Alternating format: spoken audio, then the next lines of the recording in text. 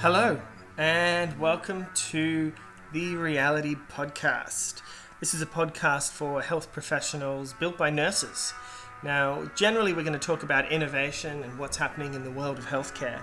And we do all of this through our subscriber feed, which is Bundle of Rays. So just head over to www.bundleofrays.podia.com to find out more.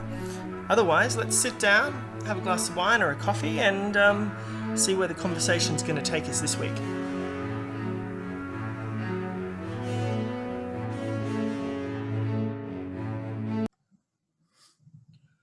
Okay, hi everyone. This week's conversation is going to be with Rob. Now, I'm going to pronounce your last name right. It's Thurl. It's it looks like that. Everyone pronounced that way, but it's actually Terrio, like Ontario. Terrio. Oh, okay, Terrio. Okay, so it's Rob Terrio, a very learned man, working in Canada, professor, working in the paramedic field, but also a learned man in immersive technologies. But I won't do his bio. I'll let Rob tell us who Rob is. Sure. Thanks, Brad. So I've been in the healthcare field for 36 years. My career has been primarily as a paramedic for 36 years, and I've been an educator for the last 20 years. And at one point in my career, I was a critical care flight paramedic working on the Air Ambulance helicopter out of Toronto, Ontario, Canada. Currently, I'm in a 2-year temporary position as Immersive Technology Lead for Georgian College, which is about an hour and a half north of Toronto. It's a medium-sized college, about 30,000 students. And I came to this position by way of introducing virtual reality into our paramedic program about a year and a half, 2 years ago.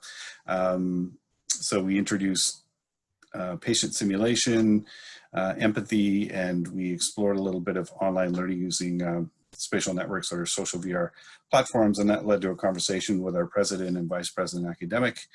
And somehow I managed to persuade them that virtual reality, particularly, is a medium for experiential learning like no other we've seen in the past. And they agreed, created a position, I applied for it, and so that's what I'm doing now for the next couple of years.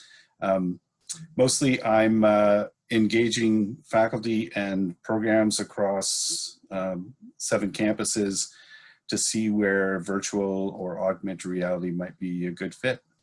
Yeah, that's awesome. And, you know, to go from integrating VR in paramedicine, which is cool. And, you know, having done that 2 years ago, because my experiences of actually having VR in a classroom on a day-to-day teaching is a pretty bleeding edge thing. People talk about it. There's a lot of marketing about it, but there's not a lot of nursing or paramedic educators that do it on a day-to-day or week-to-week basis. You know, it might be a special event. It'll be a novel thing, but having that as a capable learning tool that's currently being used is a little sparse. It's increasing, no doubt.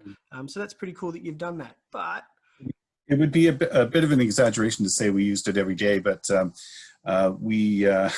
know, because this is early days, initially when we started out, we experienced a little bit of buyer's remorse where we purchased some hardware and software for patient simulation, and it turned out not to be quite what we expected.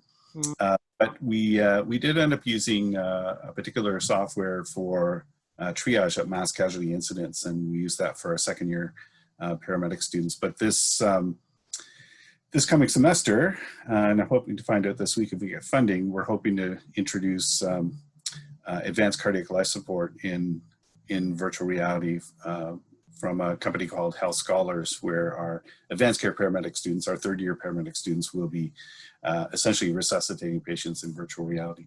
yeah, amazing. Yeah, they got a bit of press this year, didn't they? Got some funding, Health Scholars, to expand it, which is awesome. Yeah, that's great. But you're also doing some work around language. I noticed you're doing some Indigenous work in terms of language. Is that right?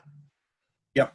Yeah, so we're looking at 3 pilots and a continuation of the VR and the paramedic program. So the other 3 pilots are the Indigenous Studies department has a language course called Language in the Home, that they're running this fall, first semester, and they have a very small cohort of students, 10 students. Okay. And what we've done is we've built a house essentially in AltSpace VR, and we got a quote from a company to build a more elaborate house, not so much a more elaborate house, but a house with objects in it that are interactive that the student can pick up for either Engage VR or Mozilla Hubs or a combination of those. So the student and teacher will go into virtual reality, probably 30 to 45 minutes a week maximum, and they'll meet in a house and look at the house and discuss, you know, nouns and verbs and so on. And you know, there's good research to support context-based memory, where, you know, being in a house, learning about objects in the home is more effective than, for example, seeing images of objects in a home in a book. Yeah. There's some additional evidence for higher levels of retention when objects are interactive rather. So, you know, this second home will have, you'll be able to pick up a fork and it'll tell you, it'll give you the Ojibwe and the English word for it, but it'll also give you an audio file to help you with the pronunciation. Oh, And yeah, so we're hoping they'll have some fun with that. The other two programs are biotech degree is going to be using Nanome, which is a product, a multiplayer product where the teacher and students can get together and they can look at molecules in very large form. And so it gives them a kind of a greater spatial awareness or understanding of what a molecule looks like, be it a virus or a drug or something. And they can pull atoms or proteins out and add ones in. And Nanome is being used by scientists around the world to collaborate on, you know, the SARS-CoV-2 virus and understanding it, and development of synthetic antibodies and development of vaccines. So it's quite a well-known product around the world from in the science community. And they're also going to be using a platform called InSpirit VR for teaching chemistry. Again, a multiplayer platform where students and teacher can get together in a chemistry lab and actually run through lab orientation and do chemical experiments in a safe and inexpensive way. And the third program, again, pending funding, and this all hinges on the next 2 weeks, is our veterinary technician program, and they're going to be doing animal dissection in VR and animal anatomy. We were lucky to get an open source anatomy program from Virginia Tech University. It's bovine and canine anatomy, and we made some modifications to it, sort of gave it the Georgian College brand, and so the students will be hopefully using that. So those are the three pilots. And as I said, I'm in discussion with about 26 other programs, and happy to talk about some of those and what we're exploring at the moment. Yeah, I think that was one of the really interesting things that I seen on your profile, was that, you know, obviously totally entrenched in health, but now you've got this cool job where you get to play with these cool toys, and it's across different faculty. You know, I think as an educator, it really just becomes true fundamental teaching tactics about, all right, what is this thing? How does it work? How's it going to help the student? How does it help the business? And you're really going to the core of those different things for different faculty, which I think, you know, that's really cool. Yeah, it's very exciting. My first, so when I did my master's degree, I wrote some papers on VR and AR, and really became intrigued with its potential as an experiential learning platform where you can actually do things. And my first virtual reality experience was at the National Association of EMS Educators conference in Washington, DC. And there was a company there displaying their virtual reality program, which was patient simulation. Yeah. And there was a gentleman wearing a VR headset, and I could see what he was seeing on a TV monitor. But what's interesting was seeing it on the TV monitor was really underwhelming. It was unimpressive. It just looked like any animated patient simulation I'd seen in the past. But when I put the headset on, and so many people experience this with VR, with immersive VR. It was just incredible. I was there in the room with this patient who, although he was an animated character, he looked like he was struggling to breathe. I could see that he was a little ashened, a little cyanosed, and I could see him using his accessory muscles, struggling to breathe. I could hear his breathing sounds. And when I asked him questions, he was only able to speak 4 or 5 words between taking breaths. And I was able to grab a stethoscope and put it behind his back and auscultate his chest. I was able to take his vital signs, put him on a monitor. I could walk over to his night table and pick up his medications. And, paramedics and nurses and healthcare providers in general rely heavily on prescription meds to determine what the patient's medical history is, as you know. Yep. And so, I could look at this and say, okay, this guy has got, he's a non-insulin dependent diabetic. He's either a COPD or asthmatic or combination of the two. He's got dyslipidemia and so on. And what really struck me after that experience was 2 things. One, I realized in retrospect that I got that little twinge of adrenaline you get when you see someone who's very sick and you think, I need to assess and treat this guy quickly before he gets worse. And the second thing that struck me, apart from the feeling of actually being there and experiencing that sense of suspended disbelief where you start to think, okay, I need to treat this guy, and he looks like a real patient, sort of. What also struck me was that when I think about my first year paramedic students and we talk about how patients might present with different illnesses and injuries, and signs and symptoms and medical history, meds, allergies, all that sort of thing, it's largely discussion around text and maybe some images, but the students really have no context. When I describe someone who's short of breath, they have no image in their mind of what that looks like. And virtual reality gives them that context. They could actually see what people look like when they're sick or injured, which is really remarkable. And my hope with time, as we start to integrate these sorts of things on a more serious basis in the healthcare programs, that it will improve performance in labs or maybe shorten the learning curve for lab experiences, hospital experiences, and field experiences. So that's really exciting. Yeah, and obviously, you don't need to tell me. I've had people in the past call me an evangelist for VR, and use the argument that exposure isn't learning. That wow factor is a challenge as a teacher pedagogically to understand that just because it does look interesting doesn't mean that they've learned something. Right. But I'm actually just working with a hospital here in Australia to put in the first full VR sim lab using the company SimX. And they're very similar. They do all the things that you've just described, sign work of breathing, functional, put the SATS probe on. And the thing that I love, and health scholars do it, UBSim do it, VR patients do it, is that I could be 1,000 kilometers in the outback, same as Canada. You can be in somewhere remote.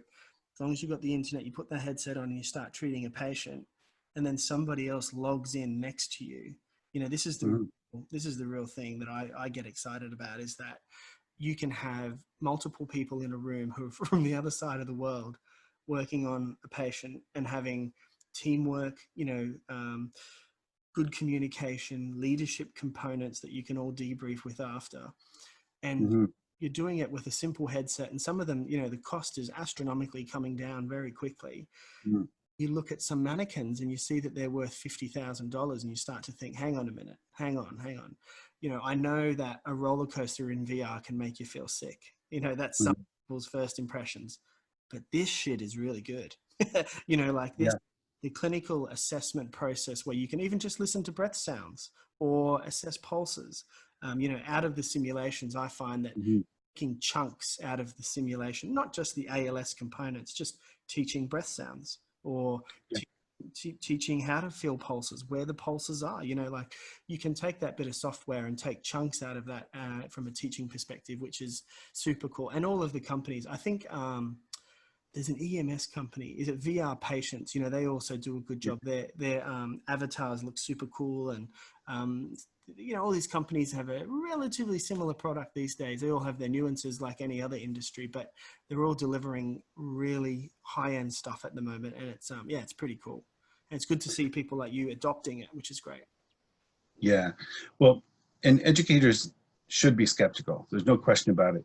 And funny you should mention the wow factor, because that first time I experienced virtual reality, I came out of it and it was a wow experience for me. I couldn't stop saying wow, or I might have uttered a few swear words in there. And just shortly thereafter, a colleague of mine walked by who's a researcher, a prolific researcher, and I said, hey, have you seen this?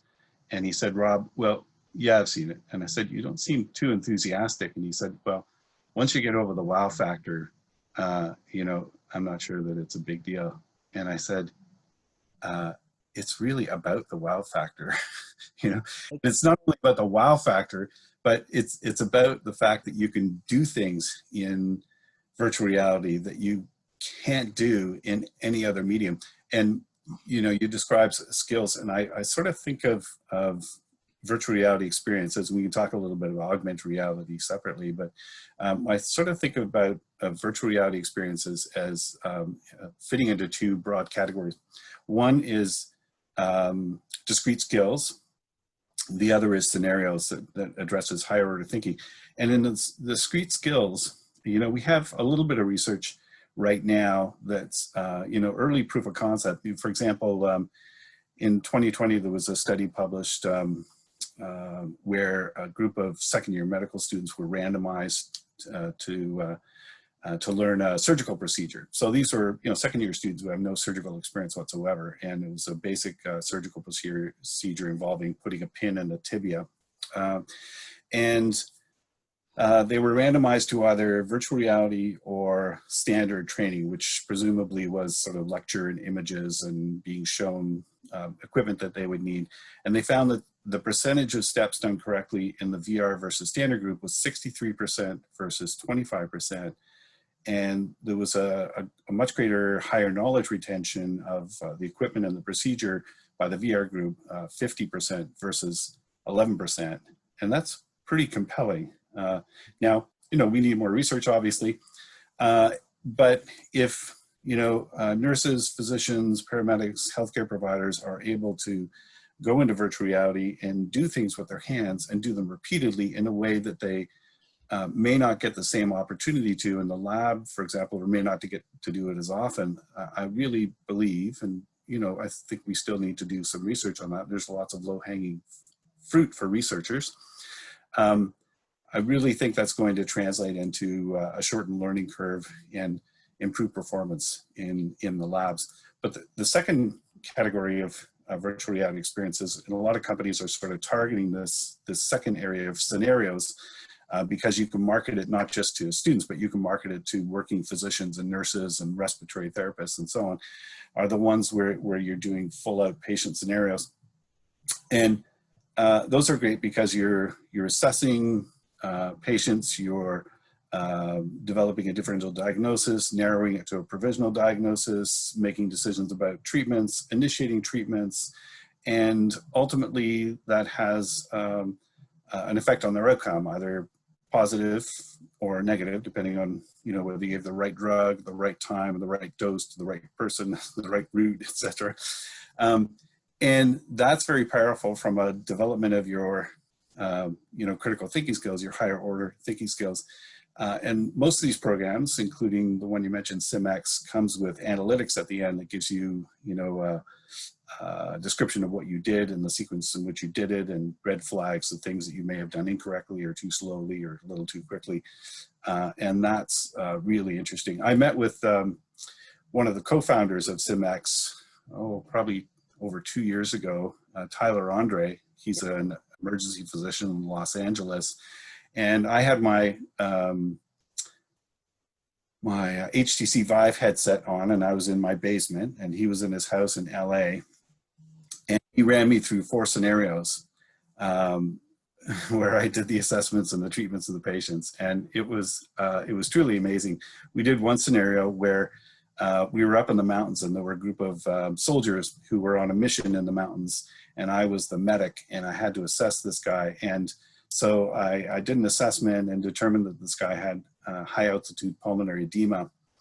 But the diagnosis was the easy part. The difficult part was talking to my commanding officer. So as a low-ranking medic speaking to the high-ranking commanding officer, I had to assert that this soldier could not continue the mission, which meant aborting the entire mission. And that was the difficult part, which, you know, leads me to one of the second valuable things about one of the other valuable things or potential scenarios for virtual reality is the soft skills, the programs where you can interact with clients, patients, and take histories, work through conflict resolution, express empathy and compassion, and have that quantified, you know, for evaluation purposes in a way that could only be done through maybe role playing with other students, but to actually see a patient, albeit animated, and have a conversation with them using voice recognition and artificial intelligence is one of the really exciting things that currently exists and will only get better in the near future. Yeah, I have a bit of a relationship with Christoph from Body Swaps. Oh yeah, brilliant man. Oh man. I actually listened to a podcast the other day with one of Joe Rogan's podcasts. He was interviewing a psychologist who works with the police, and they were just talking about the current movement of Black Lives Matter and, you know, how police are sort of, you know, psychologically being impacted. And I actually messaged Christoph 2 days ago on LinkedIn, and I basically said, you know, this psychologist is proving your use case for police, because currently it's used for health, but, you know, an ability to have a person sit across a table with another vulnerable person or a mental health you know, illness patient, and analytically teach you how to improve your ability to help that person is just hands down amazing. It's truly incredible. Yeah, true. A lot of skill, a lot of foresight in terms of, like, you know, they always talk about gaps in learning, but that it's just such a beautiful use case for VR. I think it's super. Well, and the power of embodied cognition, where in virtual reality, your avatar is a person of color, and you get to experience firsthand cultural aggressions, microaggressions, is far more powerful than anything educators can achieve in class discussions with students. It's, you know, Jeremy Bailenson from the Virtual Human Interactive Lab at Stanford University said that virtual reality provides experiences, and experiences change perception. And I think that's very true. They call, I'm trying to remember the term for that, but they call it the Proteus effect. Right? Okay. And so when you assume a different character, you begin to adopt that character as your own. And it's not dissimilar from, you know, the expression, when you look good, you feel good, you know, which is true. You know, if I lose weight, I have a higher level of confidence. If I'm in the shopping mall as just Rob Terrio, I feel like a regular Rob Terrio. But if I'm in the shopping mall in my paramedic uniform with my partner, I feel like a person of authority. So how we look changes our perception, whether you become embodied as a woman in a business environment, and you experience what it's like to be with men in a boardroom who are dismissive, who are patronizing, who are condescending. You can't replicate that in role modeling. So embodiment is really fascinating and powerful. And there's plenty of research to support that already, even before this immersive high quality VR came out. So I'm really excited about how VR is going to change education from a cultural debiasing, understanding harassment, misogyny, all sorts of psychosocial issues that we've struggled to address in the past through discussions and reading. And Yeah. I think one thing I find really interesting, a company I've been working with recently as well, is Verti, but it's this concept of 360 video because it's so accessible. And, some people say the upfront capital cost of VR is too much and it's a barrier. And of course, any new innovation or technological adoption in a classroom will come with a cost. Some of the learning management systems people use are hundreds of thousands of dollars.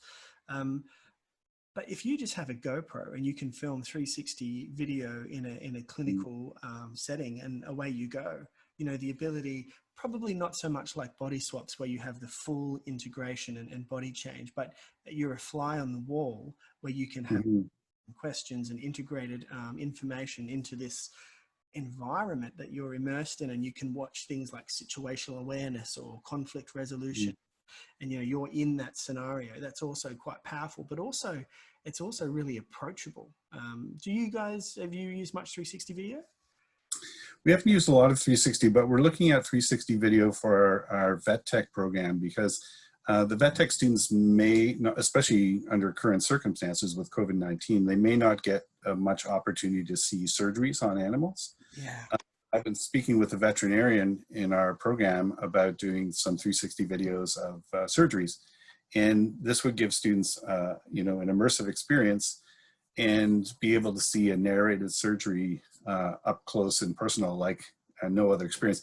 You could watch it on a 2D screen, but it's not quite the same experience as because one, it's 2D and you've got the real world around the 2D screen. Second, in a 2D screen, people tend to tune out and they're checking their social media or their email while the video is playing in the background.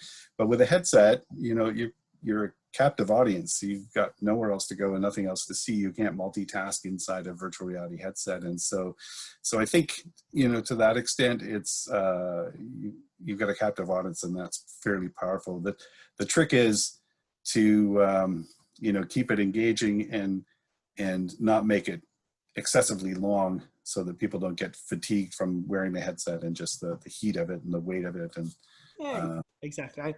And also I think that, you talked about analytics earlier, like being able to provide, quizzes or some sort of information so the instructor at the end of that session has something tangible to sort of say, in that 15 minutes you watch this and you were able to tell me X, Y, Z, that type of thing. So I think some of those companies that are doing that are very clever, obviously. Well, and you talked about situational awareness. One of the other really compelling and exciting things about virtual reality, privacy issues aside, are the biometrics in virtual reality devices. So some of the newer virtual reality headsets have eye tracking, can check pulse. You combine that with galvanic skin sensors and a variety of other biometrics, and you can, do a myriad of things with that. You can measure stress levels. You can develop stress inoculation strategies to put students through sort of a scaffolding of stressful situations where, nursing students are going through some routine procedures, and then, the next clients they see have increasing levels of acuity, and you can sort of build their stress tolerance over time. I wouldn't want to take my first semester students and send them to a multi-casualty incident in virtual reality.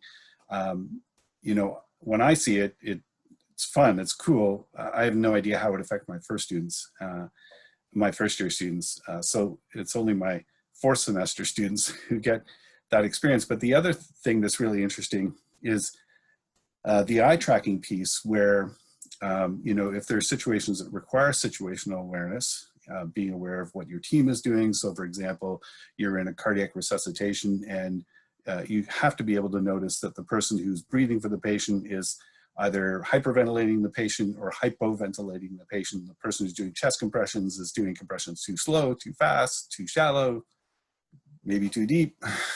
So, the eye tracking, there are two things. One, you talk to your team and you tell them to adjust what they're doing. Number two, you've got eye tracking, which tells the educator exactly where you were looking. So for example, we were looking at doing a study in our paramedic lab before COVID hit, involving our driver simulator. We have, it's not immersive virtual reality, it's a wraparound video screen with a driver's seat and steering wheel, of course, and gas pedal and brakes, and they drive an ambulance, which is great because we have a training vehicle our students learn to drive, but they can't drive lights and sirens, they can't go through red lights, but we can do that in a simulator. But what's great about something like Tobii eye tracking is that we can quantify, we can measure their situational awareness. So we can see in a quantifiable way whether the student notices the car backing out of the driveway, whether they see the pedestrian coming between the cars, and if they're going to be involved in a collision, if it looks like they're about to crash, all of us instinctively look at the crash and try to avoid it. But in driver training, what you have to do is train drivers to look at where they want to go instead of looking at what they want to avoid.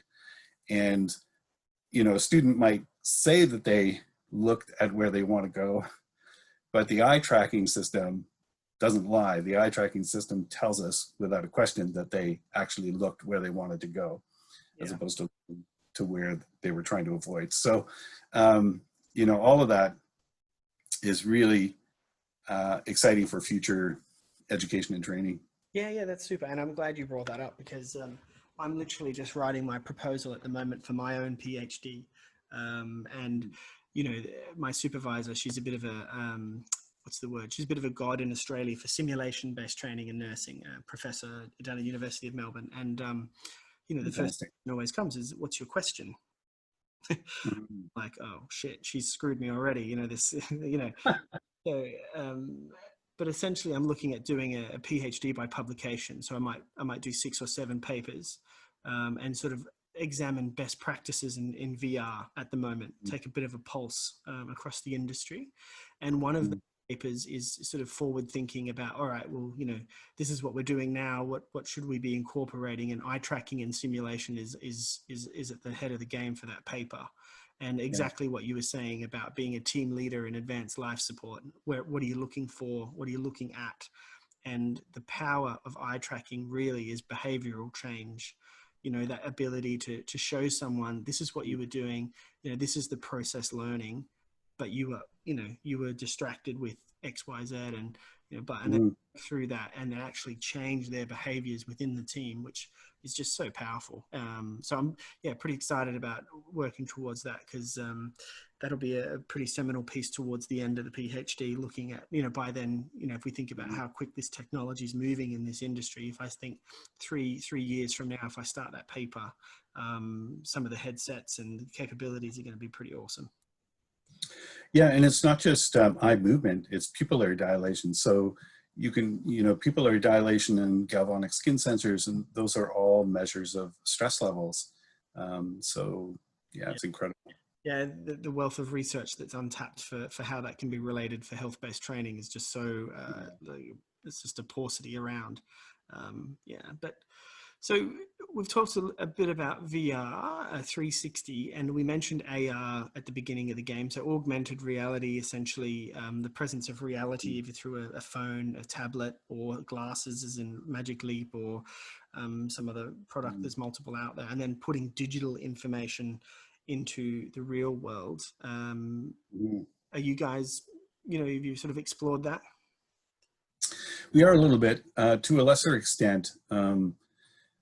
I've been scratching my head a lot about augmented reality and where it fits in education, and it's going to be massive in industry. There's no question about it, especially under the umbrella of the remote assistant concept, where you know, for example, a large company that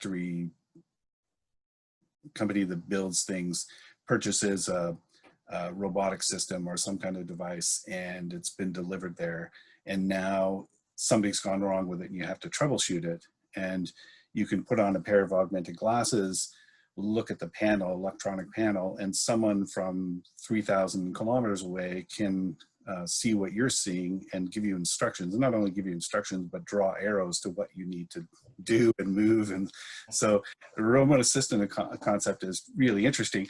And one of our faculty in the trades program is looking to use remote assistant using the HoloLens 2 teach students at a distance, actually wear augmented reality glasses and transmit what he is seeing to his class via Zoom or some other webinar platform, and be able to sort of draw and explain what's going on.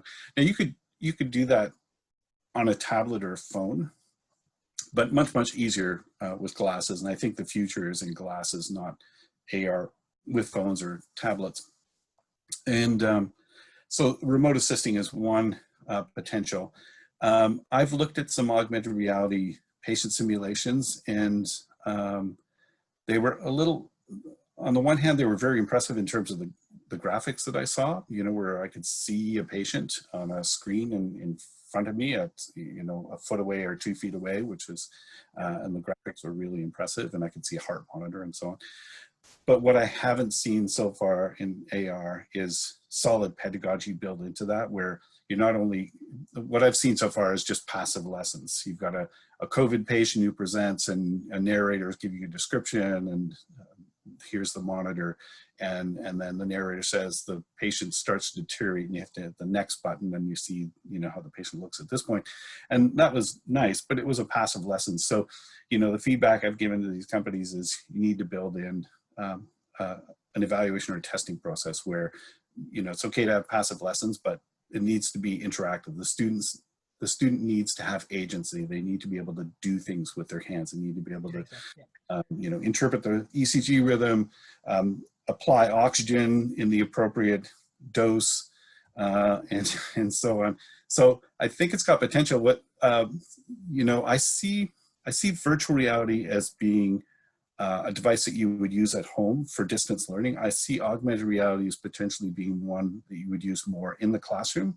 So if I've got groups of 4 or 5 students who are doing case-based studies, it'd be really great for them to do it not just with text, but to actually, for all 4 students at a table, to see the same sick patient and be able to assess and treat that patient as a team collaborating. That to me is a very powerful use of augmented reality in the future. But some other areas we're looking at is, for example, we have a communication disorders assistant program. So this is a college program. You have to come into this program with a master's degree, and they work closely with speech pathologists. And I connected recently with a gentleman who's a software developer, and he's working with a university and a college here in Ontario, and he's developing software for clients who are nonverbal and immobile in order to communicate. And so we know that for people with those kinds of extensive disabilities, there are tablets and things you can work with to communicate with others. But with augmented reality glasses and gaze control, much more powerful, much easier for those people. So that's one of the areas we're also looking at in terms of well, you know, after sort of quadriplegics and all that kind of thing, and you know, being able to empower them and give them a capability for even just control, you know, that they can control something. That's yeah, that's cool. Yeah, it's very cool. So yeah, I'm sort of semi-excited about the potential for augmented reality in the future. But the one thing I'll say about augmented reality that educators are completely and utterly unprepared for is it's going to completely upend education in this sense that students will have access to the world of information.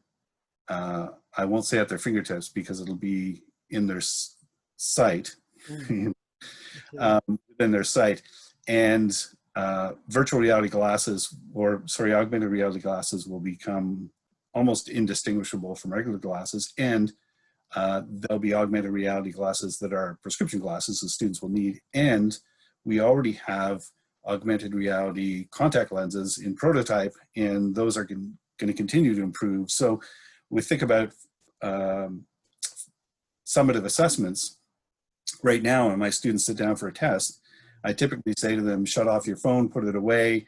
I'll even say, put away your smartwatch.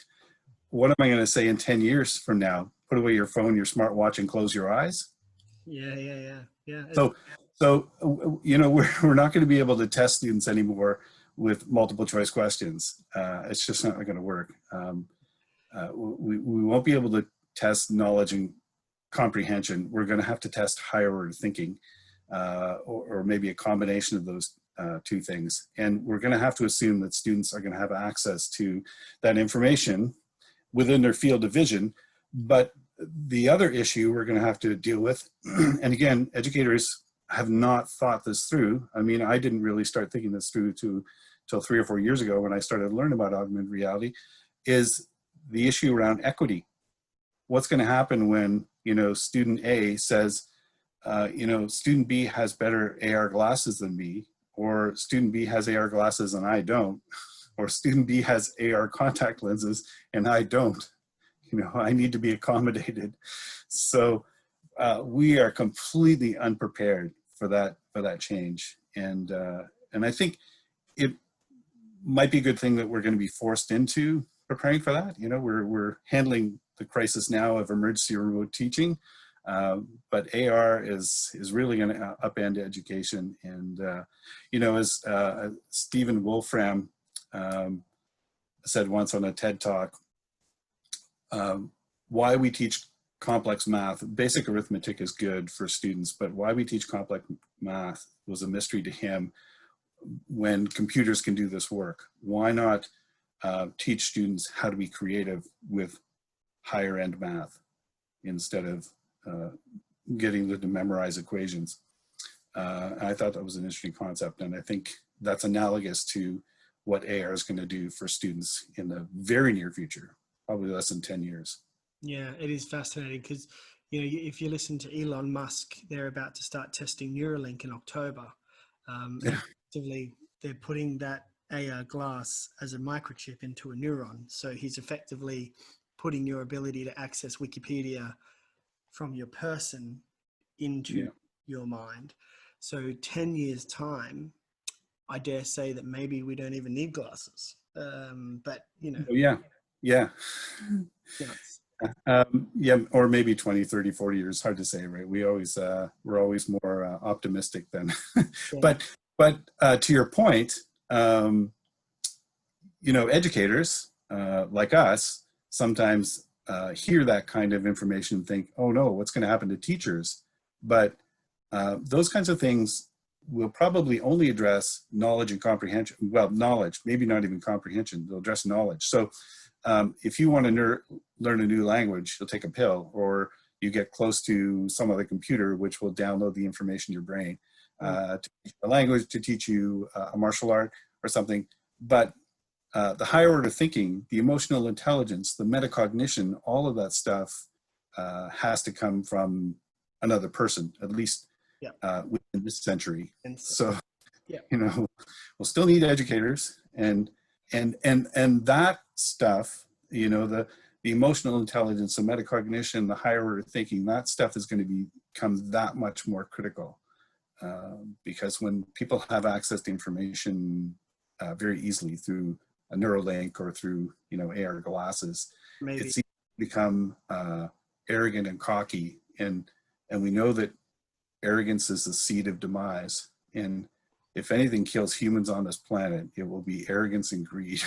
Yeah, agreed for sure. Yeah, but you know, you said it earlier, I forget in which context, but when you put a VR headset on, you know, you're not checking your phone, the environment around you is dissipated, you're just in that moment.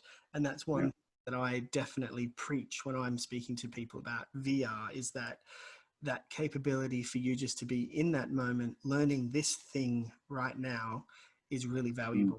That focus, and that's I think you sort of commended VR for that, and that's something that I definitely agree with, because even if you did have AR, that real world distraction is still there, but just being able to look and be involved in one thing at one time is a great advantage. It is. I'm hesitant to talk about that a whole lot, because, you know, if you say that out loud, people perceive that one of two ways. Oh, that's very immersive, or, oh, I'm a prisoner to, you know, this experience.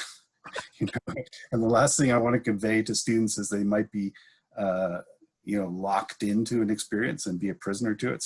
So they'll come to that conclusion themselves. So I'm a little hesitant to. Yeah, but these companies, they're so clever, and things are moving so quick. I think Engage, one of the leading sort of collaborative providers now, you can have students on their phone, on a tablet, or in a VR headset, and have that multimodal social collaboration experience, which is exponentially valuable, because not everyone wants to put a headset on. That I don't want to put a headset on, and that's fine. But being able to do that, and I use 3D Organon, which is an anatomical application, quite a fair bit. They've done a similar thing. Their app is very expansive, and you can log in, remote, and use different devices, and that capability really eliminates that forced feeling in a classroom, because it's real, and people don't want to get up and look like an idiot in front of other people as well. That's that sort of shame factor that, they put a headset on, they can't see everybody laughing at them. That as a teacher in the room, that is a real thing. And I teach nurses, and a lot of the nurses are 45 to 65-year-old females who are mums, and it's not their thing to get up and have a class of 30 or 40 people laughing at their behavior. That's something educator you have to be mindful of. Yeah, so I was saying earlier that I kind of envision augmented reality as being something you would use in the classroom, where all students would have an AR headset, and that VR is more appropriate for distance learning. I do see VR, maybe not so much in the class, but in the lab, where in fact, the British Columbia Institute of Technology, which is a community college in British Columbia, Canada, their medical imaging students are learning anatomy, and is supplemented by virtual reality. So they have virtual reality in a lab where students rotate from skill station to skill station to VR station. And so, using 2 or 3 headsets, students rotate and get to experience anatomy from a virtual reality perspective. And you mentioned Organon, which is a phenomenal application. And there are students, I was talking with the faculty at BCIT, and they were saying they've had students who could not understand the axes concept until they saw it in virtual reality, until they experienced it in a spatial 3D environment. And that's truly powerful. But to your point about, the awkwardness of virtual reality, I think, there's so much we have to think about ethically and pedagogically about virtual reality. Including, we have to think about, does it address the cognitive, affective, and psychomotor areas? But we also have to think about Maslow's hierarchy of needs, right? Like, is this, do students feel safe in VR? Do we have to address, do self inoculation or stress inoculation rather? We have to think about sort of the physiological needs and barriers to VR adoption, because despite the improved technology and the reduction in lag, some people will experience vertigo if they're in avatar form and they're moving around using a joystick. If they're moving this way, that way, quickly they could experience vertigo, and within less than a minute they're taking the headset off because they feel like they're going to vomit. So there are a lot of issues, but I think people will get used to it and become less of, hopefully there'll be less mocking of classmates with VR headsets on. And the VR headsets are going to get smaller, they're going to get faster, they're going to get more comfortable. I remember when cell phones first came out, and there were, 1 or 2 people in a big city carrying a massive cell phone, and a lot of us mocked them. Why would you need this portable phone? And now, how do you function without it? VR. And the other risk with VR too is that some people will get so immersed in it, will love it so much that they'll just spend too much time in it and not enough time learning. So that's a risk, like social media and any other medium for that matter that's social. There's a great, I'm just trying to find it here. There's a great Kurt Cobain documentary. Is it called About a Son? A documentary. I forget what it's called. Yeah, About a Son. and within the film, Kurt Cobain is randomly talking about virtual reality, and he's with the guys from Atari, and he's got a headset on with a pair of gloves, and I don't know what he was looking at, but he takes it off and he's like, wow, that was so far out, man. Yeah. Cool grunge 90s. And he's like, people are never going to take this shit off. They'll spend their whole time in the headset and not in real life. And I was like, you know, during a time like COVID, being immersed and playing with people from the other side of the world and building houses and doing these things are safe places to retreat to. And it's a very interesting psychology about the technology, which I'm sure as it's better and better, which it only will, it will be an interesting part of it. I'm glad you mentioned haptics because, you know, when I think about patient simulation, I often wonder which is going to come first. Higher fidelity mannequins that talk, walk, have seizures that actually look like seizures, have different skin colors and skin colors that change, or are we going to see higher fidelity virtual reality with greater haptics where you can see things, touch things, smell things, and we know that there are actually devices that emit smells, scents that you can smell with virtual reality? Or will it be mixed reality experiences where you've got a high fidelity mannequin or a medium fidelity mannequin, but what you see is a person that appears real and appears to be in distress, but as a mannequin form where you can, you know, that mixed reality experience where you see the mannequin, but they look real and you're putting your hands on them and you're starting intravenous lines and you're administering medications and that. So it'll be really interesting to see where we go in the next 10 years along those lines. And this was my initial disappointment with augmented reality. I thought, wow, augmented reality, we could take a mannequin and make it look real, and that does exist. But the part of the problem with augmented reality is the field of view is not very good. It's, you know, right now it's at best 40 some odd percent. And it only changes what is the appearance of what is immediately in front of you. What I love about VR is it changes the entire space. So, you know, if I'm thinking about my paramedic student experience in the lab, what I want them to see is not the lab. I want them to see a patient on the side of the highway with traffic rushing by. And, you know, you can get those projectors that project images on the walls, and that's nice, sort of the cave experience, but it's not as immersive. The ideal would be a mixed reality where you've got a very high field of view. You're seeing a physical mannequin, but it actually looks like a person. You're able to assess and treat it. And you've got the entire environment around you. So you're at a shooting in a nightclub, or you're on the highway at 2 o'clock in the morning and traffic is rushing by. And that's stressful because you're worried you're going to get killed by a truck. So, and again, you know, getting back to Maslow's hierarchy of needs, we have to address, you know, the issue of the danger of making experiences too stressful instead of scaffolding them and, you know, raising the stress level slowly and the patient acuity slowly.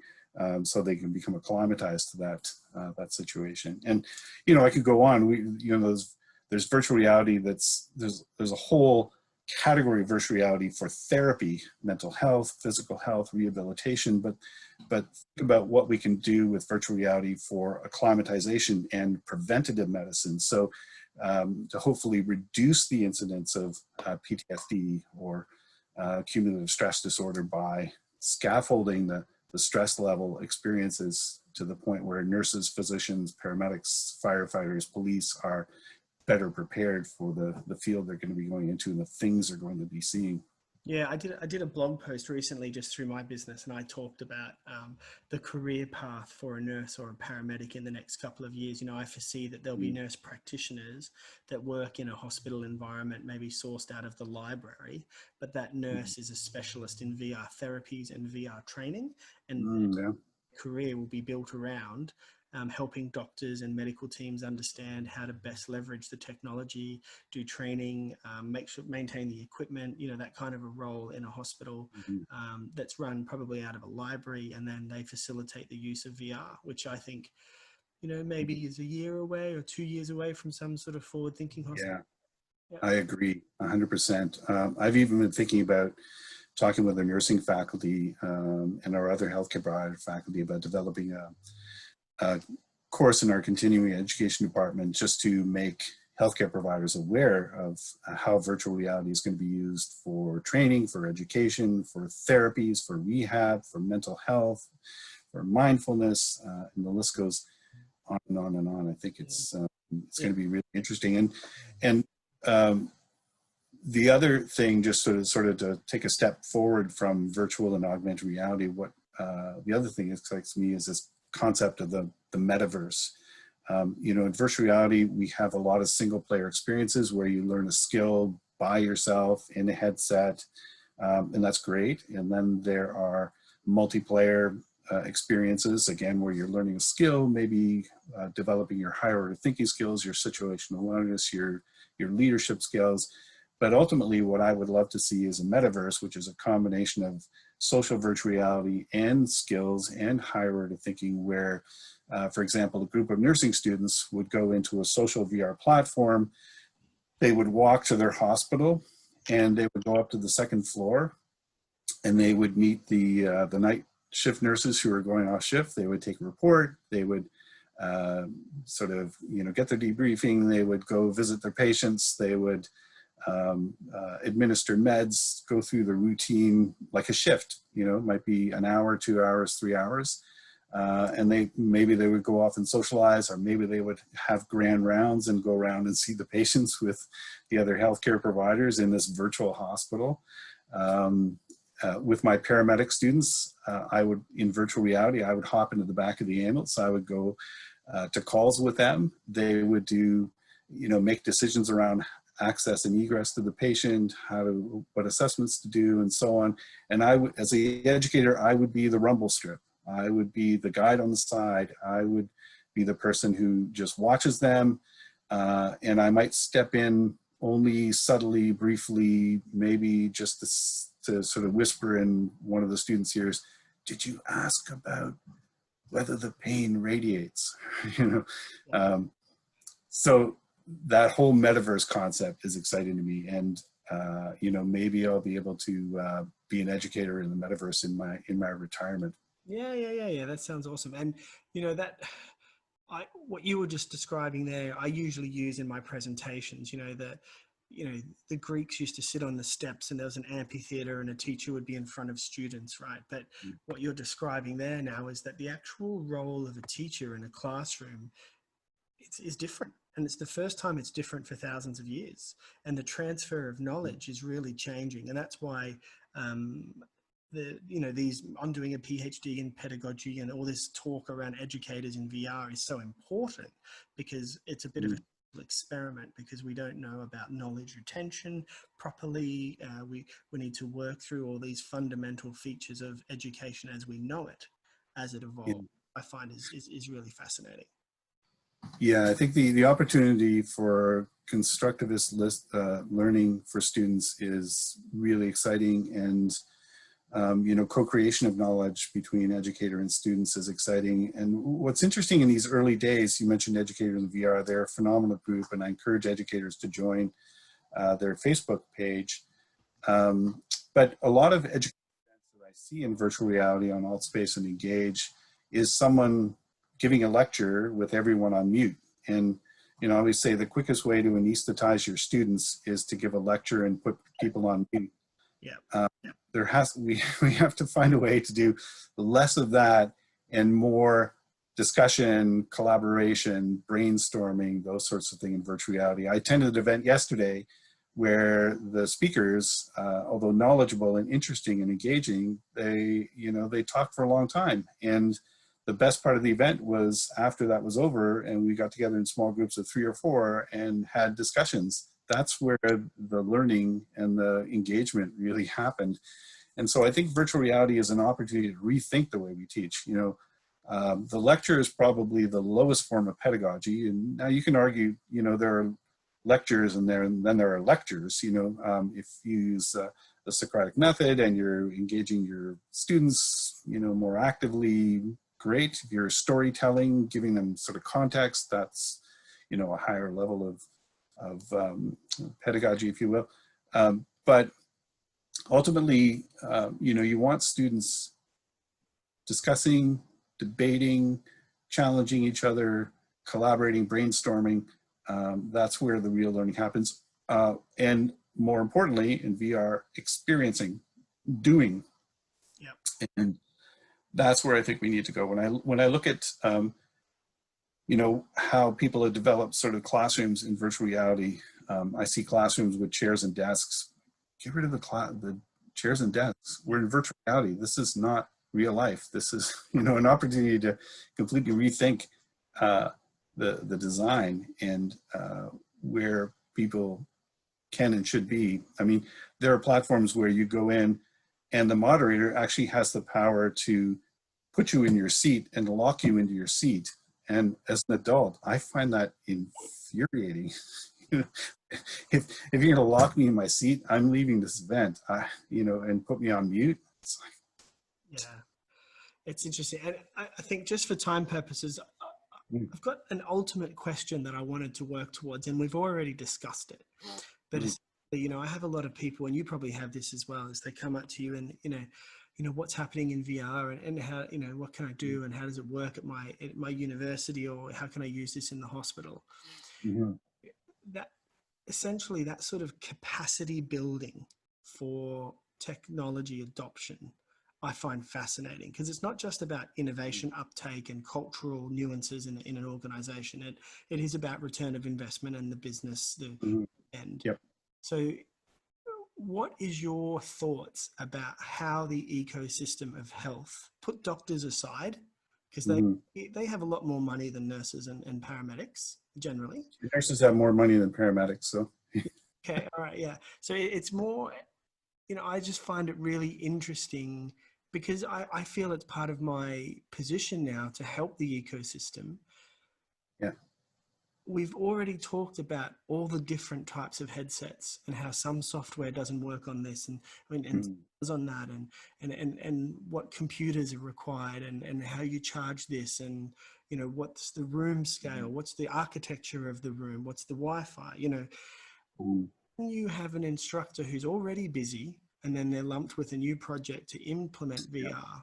Yeah. This is the thing I find really interesting, because I have companies asking me all the time, oh, look, we're thinking about this. And I only come back with them with a whole list of barriers. And I don't want to give them barriers, but you have to work through them, right? So the way around is to build some kind of, you know, resource, ecosystem, mentors, some, you know, industry sort of, I don't even know how to describe it, but how do we help the industry along? Well, my personal approach is to go after small pilots. And I've done that very intentionally. So the acknowledgement to both senior management and the faculty with whom I'm exploring virtual reality, that this is an exploration. And I think it's really important to educators to think about the return on the investment. You know, as again, to bring up Jeremy Balanson, and I would encourage educators to read Experience on Demand, his book. Jeremy, again, is from Stanford University. He talks about return on investment in VR, and to think about the VR experiences is, you know, do they provide a medium to address learning that might otherwise be dangerous, impossible, counterproductive, or expensive?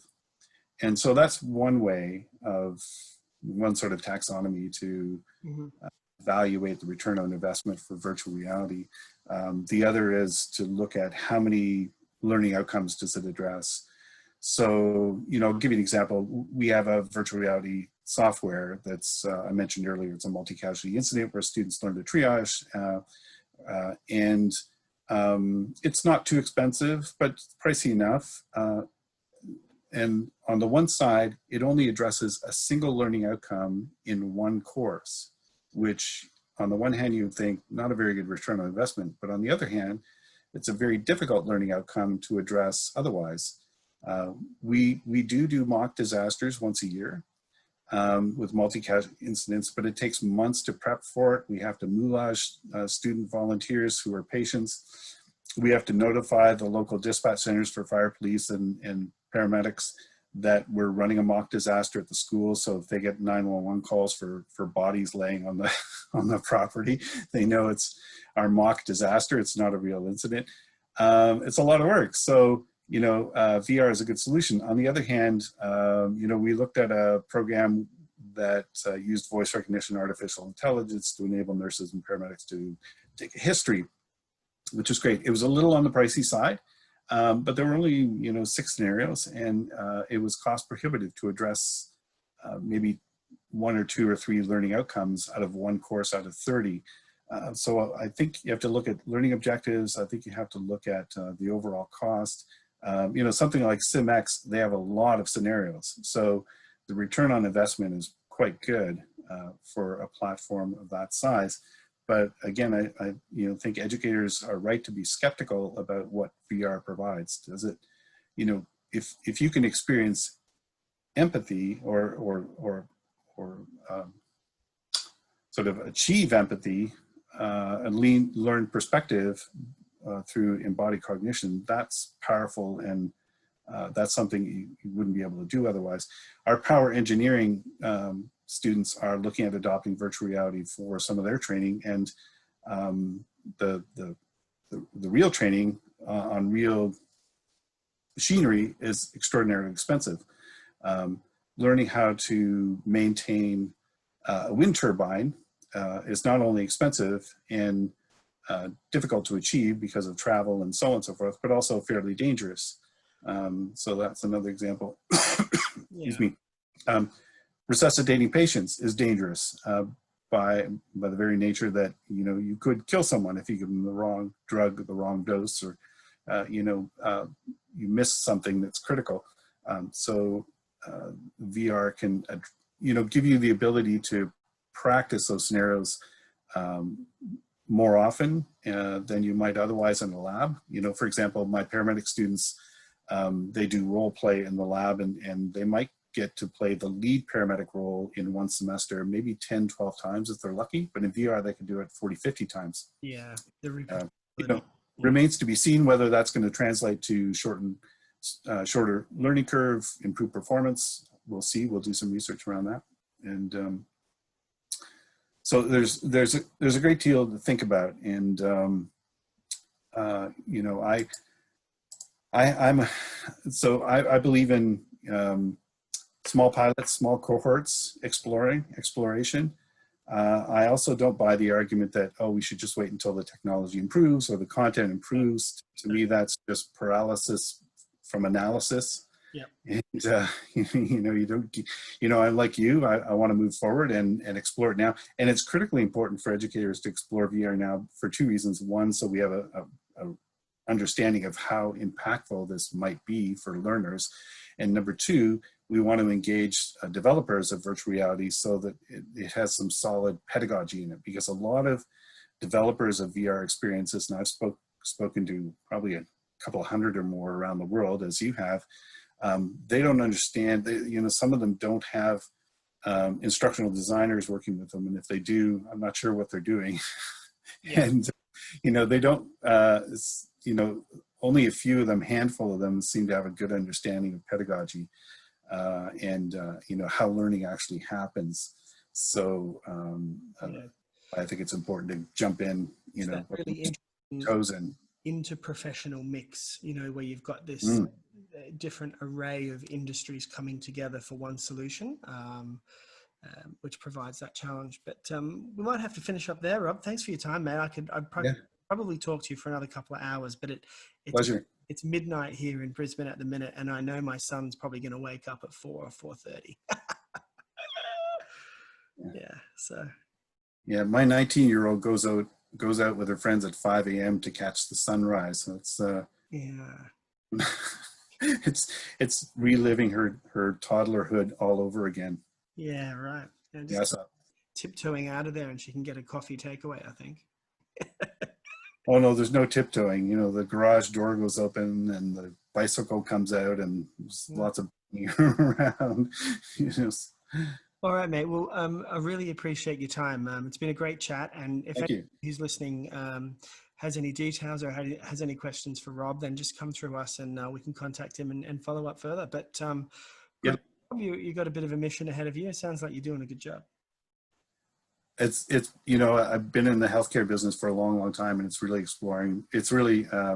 fun and interesting to explore VR in all these other programs, fine arts, trades, Yeah, that's cool. so on. That's great. All right. Well, you take care. Don't get COVID and be well. Thanks. No worries, mate. Take care.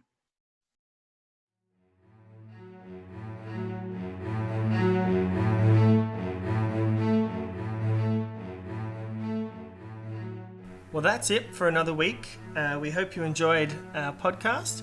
If you're enjoying the content and what you see here at Bundle of Rays and through the Reality podcast, just head over to our subscriber feed, which is www.bundleofrays.podia.com, and we can continue to chat over there. But for now, you stay safe and just keep going. Cheers.